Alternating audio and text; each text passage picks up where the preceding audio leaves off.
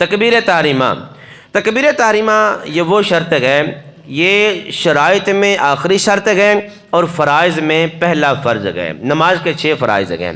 اگر فرائض کی بات کی جائے تو فرائض میں یہ پہلا فرض ہے، اور شرائط کی بات کی جائے تو شرائط میں یہ آخری شرط ہے۔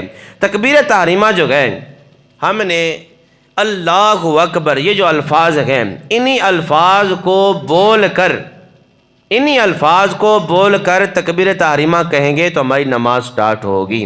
اگر ان الفاظ کے علاوہ کتابوں میں ملتا ہے اللہ اعظم، اللہ اجل، اللہ کبیر، اگر ان الفاظ سے ہم نماز شروع کریں گے تو یہ مکروہ تحریمی ہے، نماز واجب الاعادہ ہوگی۔